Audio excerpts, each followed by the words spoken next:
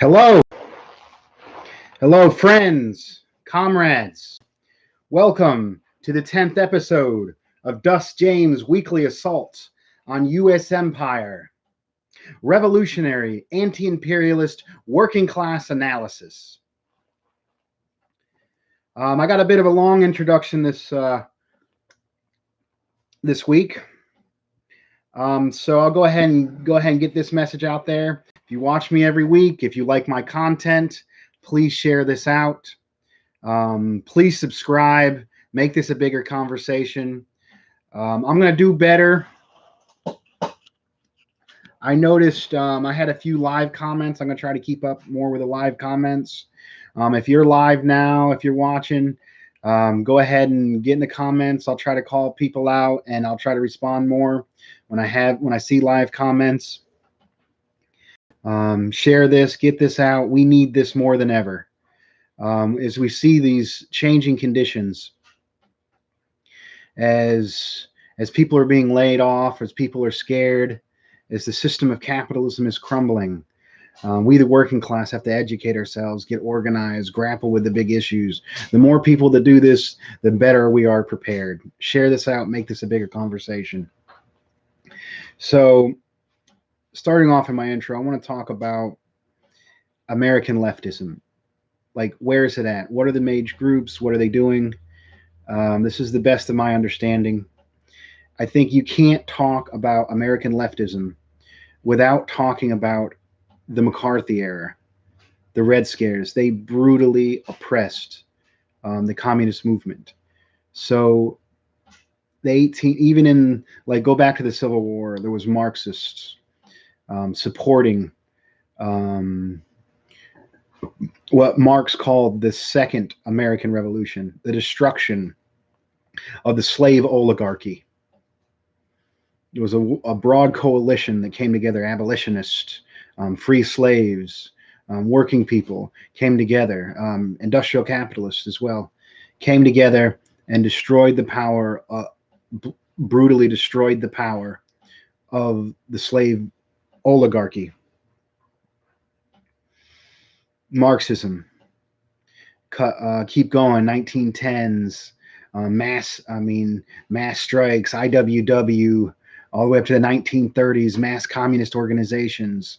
I think at one point, a third of the American electorate voted for socialism. Like, socialism and communism is a major part of this country up until the McCarthy era. They attacked and destroyed the socialist movements in the United States. They have one of the most efficient propaganda machines that has ever existed in human history. People were dragged out of their houses. People were questioned. People were in fear to mention the name. You have to go, if you go to a library, you got to put your name on the list to check out Marxist books.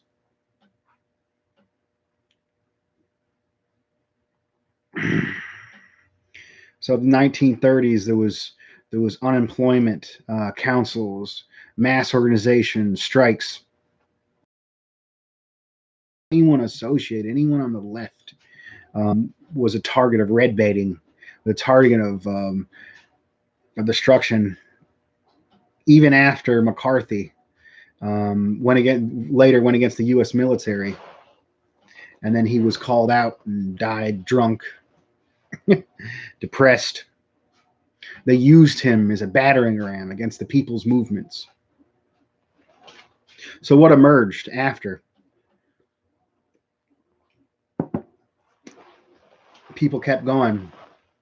You had the resurgence in the 1960s. Largely in the 1960s, it wasn't the same. It wasn't as widespread, and it wasn't as powerful as what was organized in the 1930s, but it was still strong. 1960s, you had people burning draft cards. You had people fragging their commanders in Vietnam. Masses of people walking out of school.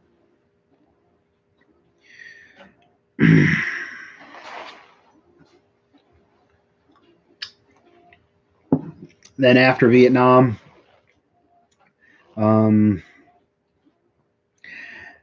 And then period of the 1950s and 60s, economic conditions were good. And I think that's why it didn't have the urgency or the militancy um, that you had back in the 30s. It wasn't as widespread. Economic conditions were good. There was a labor aristocracy. Even up to the 1960s, 70s, there was a portion of American workers who made enough, and through the media machine, were manipulated into thinking that their interests were more in line with the interests of the elites, the capitalists, the imperialists, the banking class. Just one day they're going to be that millionaire. They just have to show their loyalty to it, work hard, and they're going to be that billionaire someday.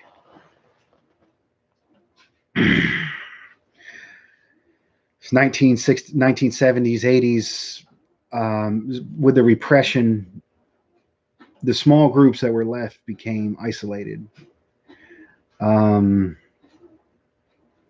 They started forming, like, I don't know, very small organizations. Like right now, maybe there's a few thousand people, maybe, you know, on that are considered in the left, like Marxist communist groups. Like, it's very small compared to the general population, and these groups are increasingly isolated. Um, and mostly older groups run by older folks. They're largely isolated, and they tend to focus around one or two leaders. Some do positive mass organization, labor movement, etc., work, study, but it seems like either through the material conditions or a failure of the left. Well, it's definitely the material conditions, but also some failures of the left that we have allowed ourselves to put ourselves in these bubbles. There's not a huge presence, security, unemployment, the Public Works Project, because of a massive communist and socialist organization pushed Franklin Delano Roosevelt to do those things. Now that we're in crisis, we need a mass social communist, leftist, oppressed nationalist organization to come back. I forgot to mention the Panthers were a major part of revolutionary organization in the 60s and 70s, and really reached out to the communities and changed the conversation. So now, like, I mean, there's positive organizations. Workers' World helps with the anti-war movement, etc. You have Trotskyite organizations that, you know, do some positive work. Honestly, anything that's put out that's not completely controlled, any media that's put out right now that's not completely controlled by the imperialist camp is positive. Anybody reading Marx is a positive. So we basically have two categories of the current left. You have liberal groups that aren't really revolutionary. They back the Democrats. They don't do a lot of community organizing. They're usually around electoral politics. They're liberal groups, and the few revolutionary organizations are small. And I think they're not making the effort to reach out to the masses. Like, I've noticed in a lot of groups, just to get into the conversation, you can't have a certain tone. It's like they don't even want people to join for some reason. They've been doing that way for that long. They've been chugging along, tolling the bell. They like, we don't even make the effort to reach out, and we have all these conditions you have to be in those groups. And it's my understanding as revolutionaries, it is our job and organizers not to mandate, it is to understand the truth and study the truth, but it's not to mandate everyone's opinion. It's not to control everyone. When we organize, we find what are the beneficial things. What are the things, what are the hopes and dreams and positive sentiments we can get from the masses and push them towards revolution? Um, like Lenin's statement, peace, land, and bread. Like these were the popular calls that push people towards the revolution. So what has developed? So you're either a it's either a liberal organization, or it's kind of an insulated small group that's kind of not really open. It's almost threatening, not really open to outsiders. What happens is you have a revolutionary movement. Now you have a revolutionary vanguard, and that vanguard is kind of almost kept secret, not really revealed to the public. Although, and then they have mass organizations, and these mass organizations are like a transition belt between the movement and the organization. I think if you look at the movement, though, it's the same left organizers you see over and over again, and the masses of people are either alienated or don't get that movement. My understanding is we got to get out of the movement and to the masses. So, is it possible to take the revolutionary vanguard and go directly to the masses with this message? And I think in the worsening conditions, this is more and more of the case.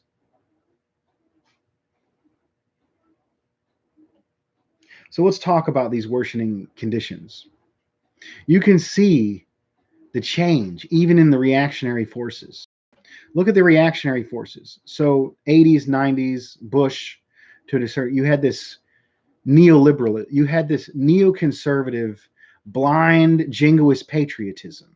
The U.S. is the best, love it or leave it. And then after the 2008 crash, where workers have lost their economic power, economic and their sorry conditions of living, we've lost a lot of that. You've had the emergence of the Tea Party under Obama, which was different from the neoconservative narrative. Yeah. And you also had Trump. I think these are reactionary forces. These are forces without vision. They're simply reacting to the fact they don't have the material conditions, so they scapegoat. They go after immigrants. They go after people of color. They are manipulating to attacking the very resources we need. But it's a change. It's a change that you can see in the changing conditions. It's a change from this blind love it or leave it to this we're critical, but we need to go back somehow, make America great again, etc. And the left camp after the 2008 crisis, you had the emergence of Occupy, and you had those teacher strikes, like the stuff up in Wisconsin and stuff like that. You also had a change when this foundations of Leninism. If people watching this video want to volunteer to read certain passages of this, I'm reading this and putting this on this YouTube channel. If you want to volunteer to read, that would be great. But it's the contradictions that lead and the material conditions that bring about and determine what the resistance, what like socialism comes out of the conditions of capitalism. And that movement that creates that change comes from those material conditions. So after the 2008 collapse, we had the bring about of the Tea Party and now Trump. And on the left, we had Occupy Wall Street and Bernie Sanders. I wouldn't really say Bernie Sanders is the person, but the movement behind him pushing for basic social reforms. And now we're entering another crash, and we'll see the positions change as well. And I'm just going to talk about, so what are we going to do? And I'll just mention a few organizations that I really love what they're doing. I think somebody I have a lot of respect for, who actually encouraged me to do these YouTubes. He had like, he's powerful, positive, and he's doing YouTubes. Well, I can do YouTubes. That's Caleb Maupin. Kind of inspired me to do these YouTubes. I asked him like, what should we get involved in, and he pointed to the organization Students and Youth for a New America. I recommend everyone follow that page. Students and Youth for a New America says we should get out of the insular movement that is largely controlled and alienating to the working people, and go right to the masses and go right to the working class. And they have this concept of using the positive aspects of American patriotism, of loving the country, wanting it better, just those positive sentiments, using those to bring in the masses to support positive reforms and revolutionary movements. And there's a lot of really positive groups and members of Students and Youth for a New America, and it's very inspiring to me. Other than that, I see a lot of hope in the oppressed nations. There's a media organization, TeleJaguar, has powerful leaders. Matt Cedillo, a poet coming from revolutionary Chicano perspective. Very powerful stuff. Karena, she's posted a few articles on the site TeleJaguar, and she's calling for a broad front coalition, or maybe even a broad front working class third party. I heard her. And then Ernesto Ayala, which I'm not pronouncing that right, been in contact for years, is also in that positive media organization, TeleJaguar. I think they're doing it. I think they're trying to get the message out to the people and broaden this fight. Another organization I found very helpful and positive that's really doing positive work is the New African Black Panther Party. I think Zulu Sharad on Facebook, he's posting live videos of him going out and feeding people, and a strong revolutionary message, a scientific socialist message. One of their authors, I got this book directly from one of the contacts with that group. And this is written from prison, from one of their prison, Rashid, of the New African Black Panther Party. Really positive, the work they're doing. Also, within oppressed nations, I discovered this group in the last few weeks. That's Black Hammer. It's a more narrow nationalist. It's I don't know, narrow. I don't know if narrow nationalist. Their focus is on people of color, comrades, Black folks, people of color. And I don't have a problem with Black nationalist organizations. Usually, strong Black national organizations help the working class in general. I'm very happy to see that. I was especially inspired. If you look up Black Hammer on YouTube, on Facebook, I recently saw a video of them going. There was like 12, 13 people reading quotes from revolutionaries from North Korea to Africa to the Black Panthers here, inspiring them and what gets them involved in activism and talking about going out in the community, doing public service for the community.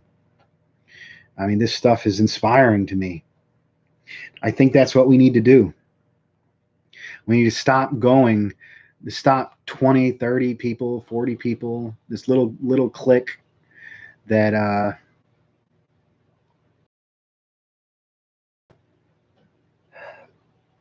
Also, we have Bernie Sanders supporters, young people saying, saying we want healthcare, we want education. I think their understanding of socialism is a little skewed, and I think their response to socialism is like, hey, we want, so they've been saying, hey, we want healthcare, education, college. And they're saying, you can't have that.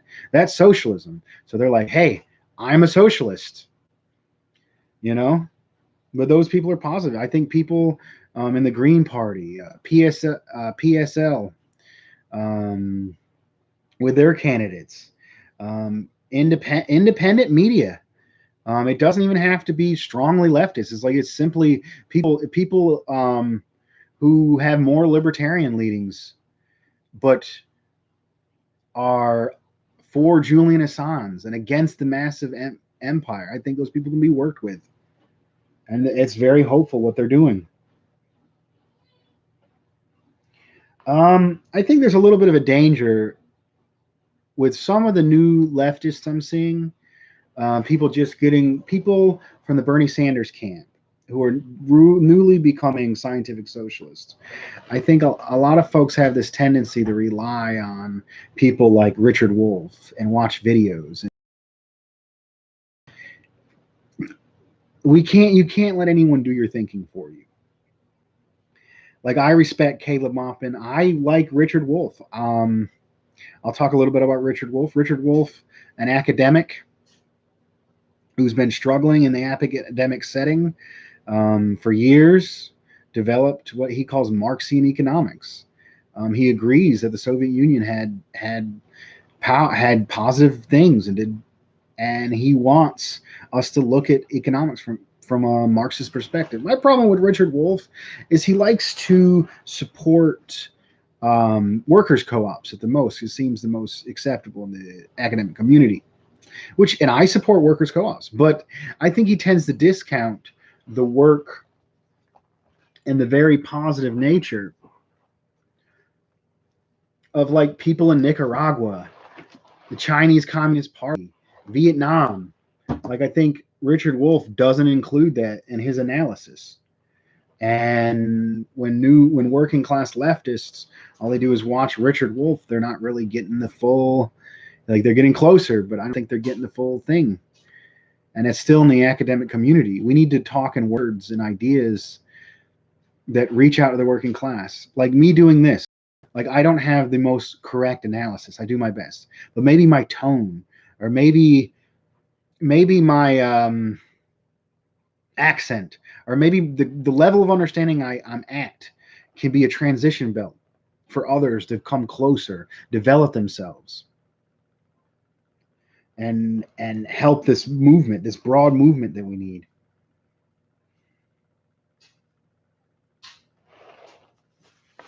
I think Caleb Maupin's last live was really inspiring, and I've actually seen this. I've been in part of groups that were similar to this, but the problem was they had to use mass organizations as kind of like a transition belt. They didn't go directly out of the people. What if we could have like, this is what I think we should do. You're a Marxist Leninist. We're Marxist scientific socialists. People in general. We need to get together with our neighbors and have weekly discussions. Like one of the beautiful things about Occupy is like anybody on the left would come and was arguing and talking with each other and building these things. What we need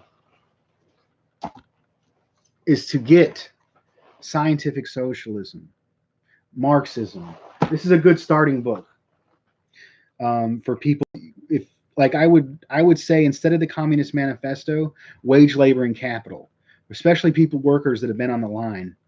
I think this is a very positive book they can get into and study.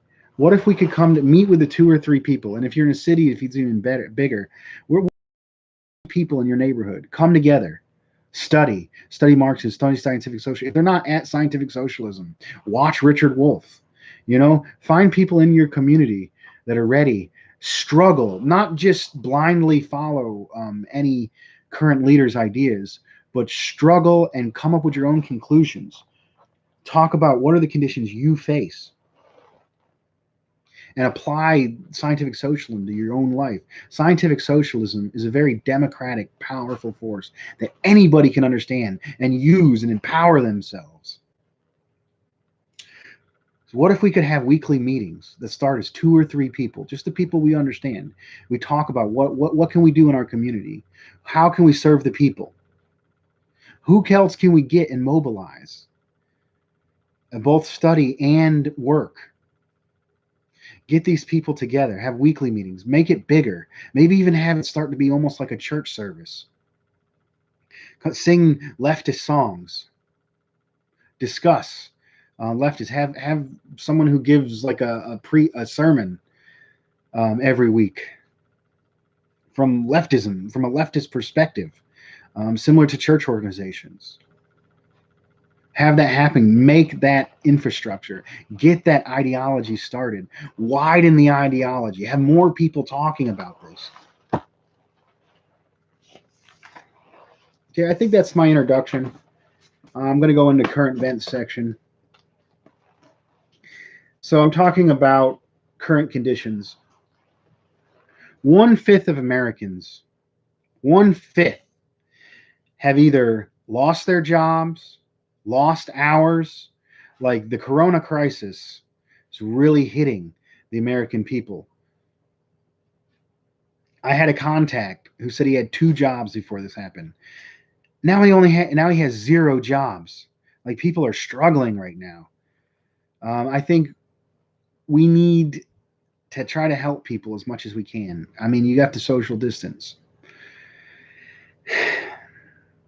As soon as this is lifted, we have to get as many people together. People are waking up. People are seeing that capitalism isn't working. Like people are starting to understand that the system does not care about it, does not represent them. In a time of crisis, it didn't bail the people out. It bailed the banks and the corporations out. So people are seeing these worse conditions. It's going to change the political attitudes. It's going to change the immediacy. It's going to give us more opportunities. Talk with people. Do it online with social distancing now. And when the time comes, we'll be ready to move. When summer comes around, this mass movement of people tired of the system need to be out and ready to go to their neighbors, help each other, build this weekly contact with each other, study, discuss what we're supposed to do. The more people discussing, the better ideas, the more experiments with leftism, the more we can study and understand and find the right need and the right need forward and the way to continue. So there was another election. I'm going to go on to Bernie Sanders. He's further behind. It's looking clearer and clearer that Joe Biden's going to get the nomination. I think his response recently was like, I think he cussed at a reporter, which that's pretty cool, saying like drop the F-bomb and said we're in a crisis. Like I ain't got time for this. People, they held the elections in the fear of the coronavirus, which is really problematic. I think everyone needs to take this coronavirus seriously, follow social distance. It's real. Social can save people. Stop telling people it's a hoax. If you're on the internet telling people this is some kind of hoax, you could kill people. Like, stop that. But at the same time, the government is using this understanding how they're attacking us and thinking about ways to responding to these attacks. Like they talked about a payroll tax, which would be beneficial to people, but they could cut funds to Social Security and use that to privatize our gain, which was made by socialists and communists organized in the 30s under Franklin Delano Roosevelt, could be taken back in this crisis. We need to build mass organization so they don't take further rights, but in the time of crisis, we use this to get more rights. They want to give us 1,000, let's get 2,000. You know, let's get universal health care. Let's get unemployment insurance. Let's get better unemployment insurance, more wide-reaching. Like it's a struggle going on. So back to Sanders. I think I take a little like I disagree with some, like, I think I don't exactly disagree, but I have some minor disagreements with some of the folks I really respect and Students for a New America. Like, and I'll just say this: you can understand that Bernie Sanders is an individual, is an opportunity. He has supported wars for decades. Um, he's basically I mean, he's fought for positive things, but simply maintaining his position in the imperialist system, um, has done horrible things. He's voted for wars that have destroyed whole countries. He endorsed Hillary Clinton, one of the worst warmongers that ever existed. He's probably going to endorse Biden, the Iraq War Democrat.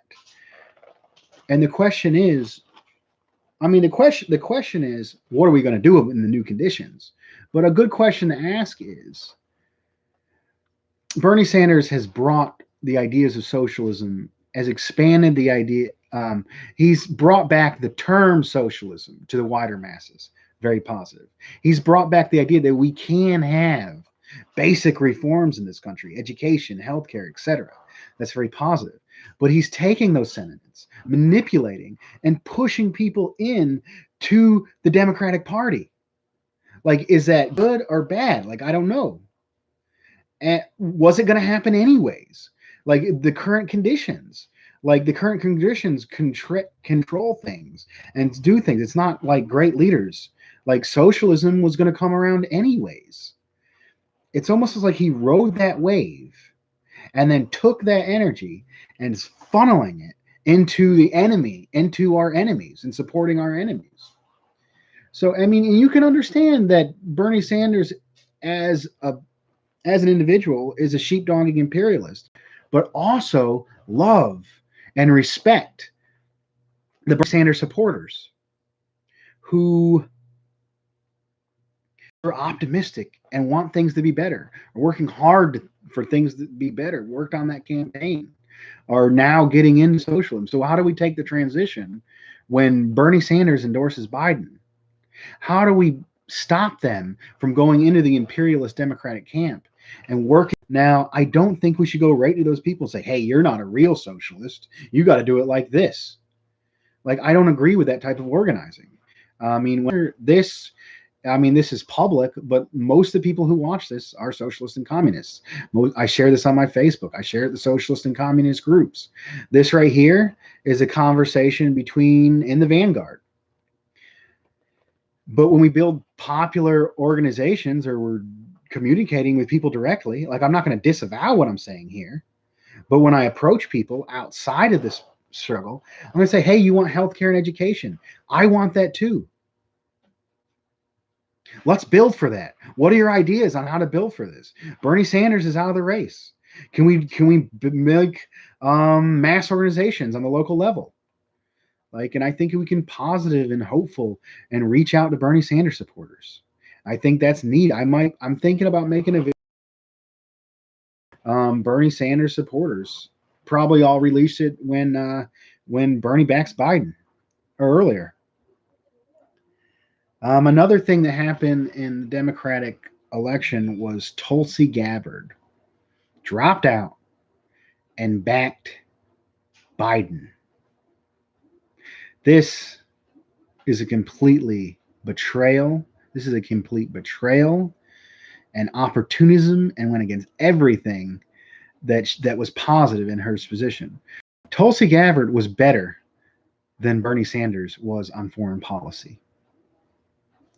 I think there was some problems in her foreign policy as well, like when her response to the killing, the assassination of Soleimani, wasn't that it was condemnation and she was angry about it. It should never have happened, and the U.S. doesn't have the right to kill people. It was like, oh, that was a bad tactical decision. We shouldn't have done that. And that's kind of where her foreign policy wasn't the best. Well, she was way better than Bernie Sanders. She was criticized for actually wanting to talk with Assad. I mean, that was very positive. But it just shows that the Democratic Party is controlled. Doesn't matter what positive or good things they say. Everyone is a sheepdog.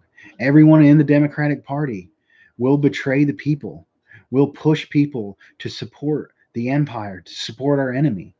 Bernie Sanders, Tulsi Gabbard. I think it's time that we step out of the. We can, like, I'm not completely against running insurgent campaigns within the Democratic Party. One of my friends in Greensboro, Fahim Hanna, which I support, is running an insurgent campaign in the Democrats. He calls it the, I think, society with priorities, essentially. And I think he's doing really well, and I support him.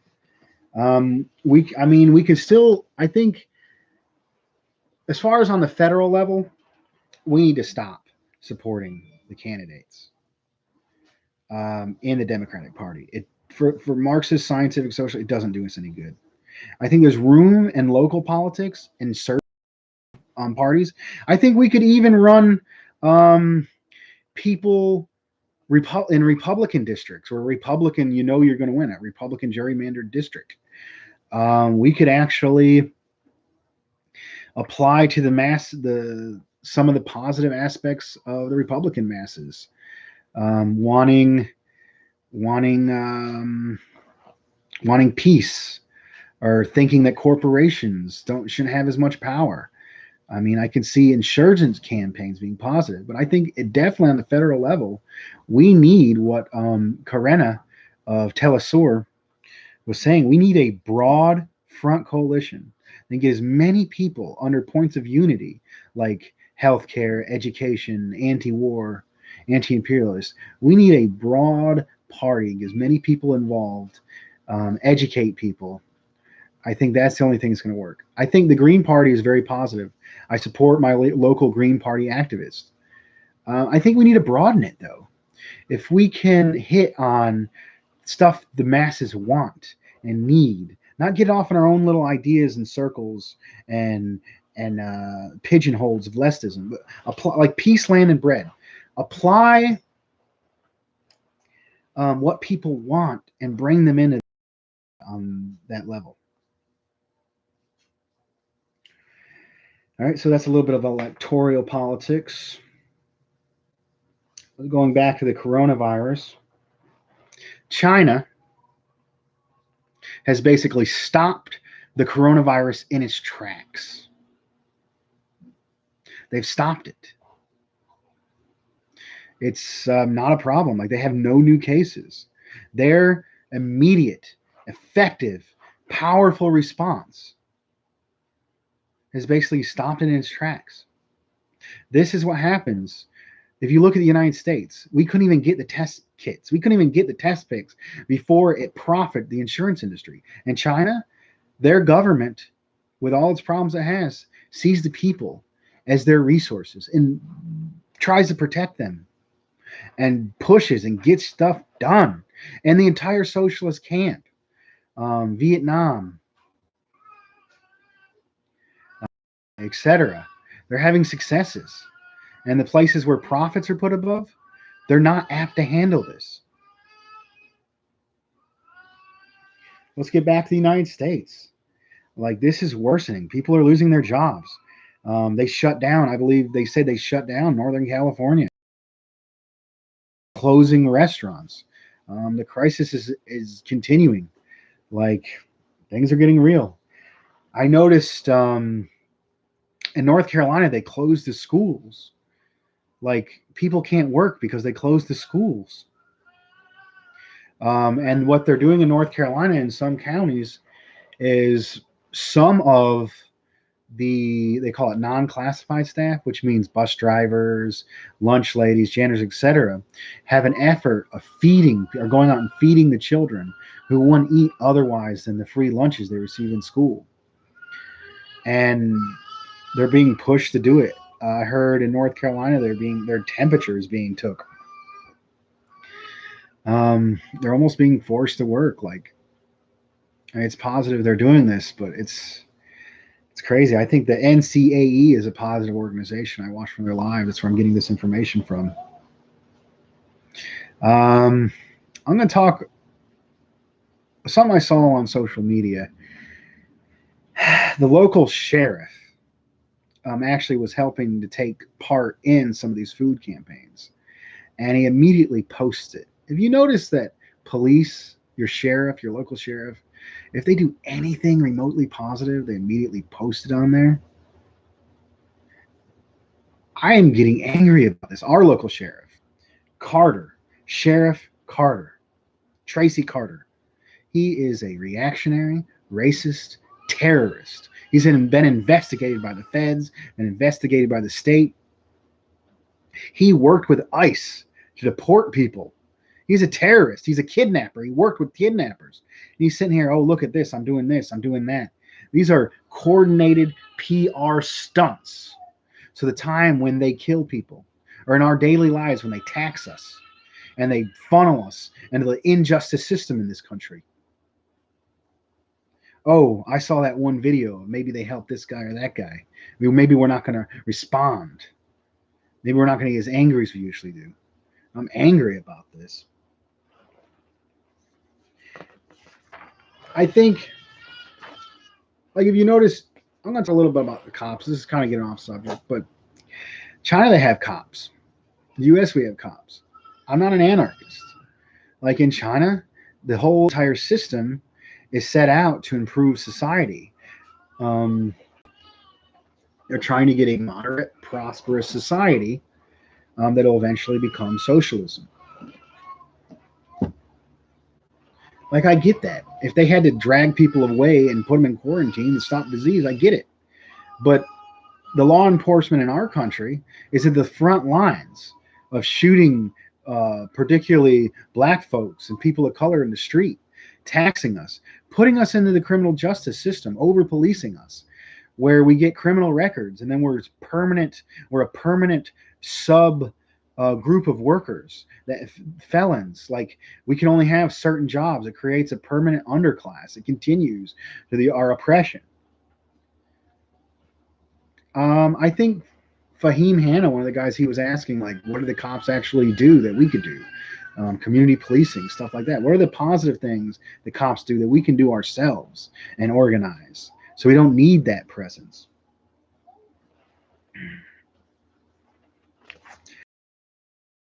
I don't know about this week's stream. I did my introduction. I'm going to go into conclusion. Did my introduction. I'll recap my introduction.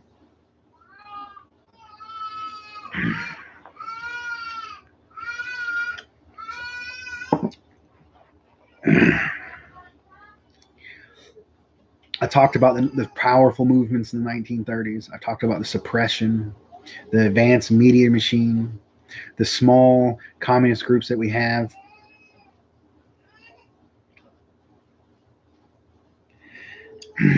We need to widen this understanding. We need to put Marxism in the hands of as many people as possible. We need as many people as possible grappling with the ideas. Maybe it isn't me. Maybe it isn't you that's going to come up with the innovation and the need, what's needed in the current struggle. But if we can put scientific socialism in as many in the minds and the hearts of as many people as possible, maybe that person, maybe that 1 in 1,000, maybe that 1 in a few thousand will figure out exactly what needs to be done. Maybe that will be the next Lenin. How's the next Lenin going to be if he doesn't meet the person that Lenin met? Or Huey Newton, whatever encouraged Huey Newton, or the great American socialist, William Z. Foster. In the Second International, like, socialism became widespread. It was basic cultural understanding. We need to redevelop that. Get it wide, get as many people involved.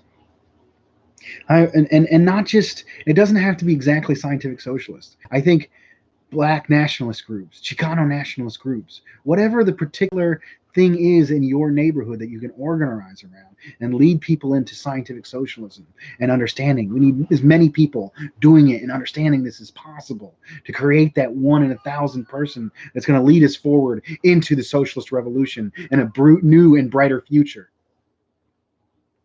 I think it's going to do it for today. All power to the people.